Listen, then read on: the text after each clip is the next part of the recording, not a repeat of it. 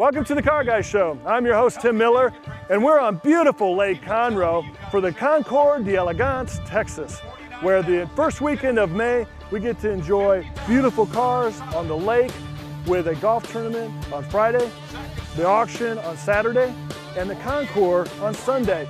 Great weekend for the family, and we're here to cover it all.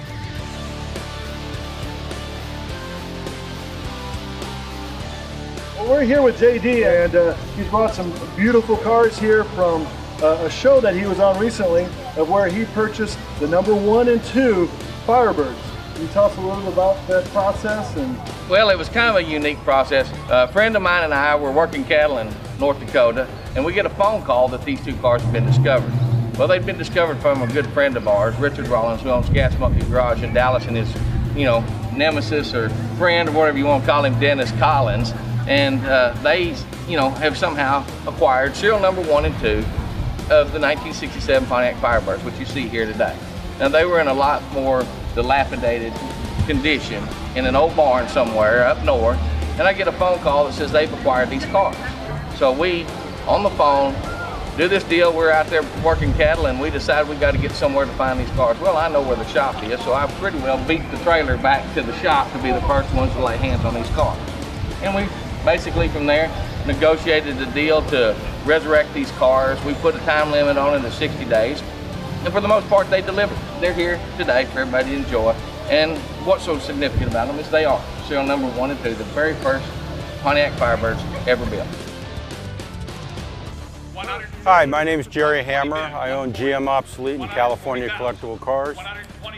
This is a 1950 Hudson Commodore 6 convertible that I restored in our own shop. It's full rotisserie restoration. It was an absolute rust-free car that came out of the Pacific Northwest. There's not a rust panel ever repaired or replaced. Everything on the car came off the car, went back on the car. It has been restored to exact original specifications with all the correct burl, correct full leather interior. It is a Brougham, which gives it a leather interior, power windows and power top. All new old stock parts wherever we could find them. Everything else was restored and replaced. 235, 240,000. It's worth it. At 240,000, fair warning. See us after.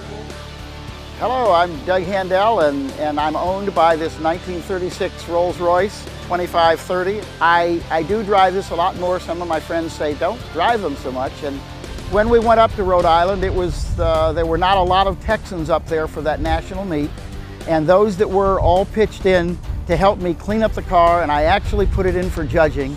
It won its class. It's never been judged since. I can only go downhill from there, so now I can just drive it and have a good time.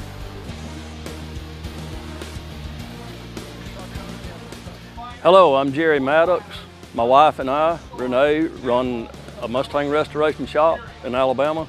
We've been doing it for 30-something years. We do the first generation Mustangs, 64.5 to 73. But after about 600 Mustangs, we've become bored and thought we would get something a little bit unusual, a little bit different. And so we found this old 55 Country Squire, and I wanted to put a package together then. All 1955 things. So the Country Squire's a 55. The Lyman wooden boat is a 1955, the Johnson Seahorse outboard is a 1955, and the J.C. Higgins Streamline bicycle is a 1955. So we just put the package together, been working on it about 8 months. Beautiful cars, great time, great people. Couldn't ask for more. And I would encourage anytime that you're around the first week of May to come down to Lake Conroe to check this out.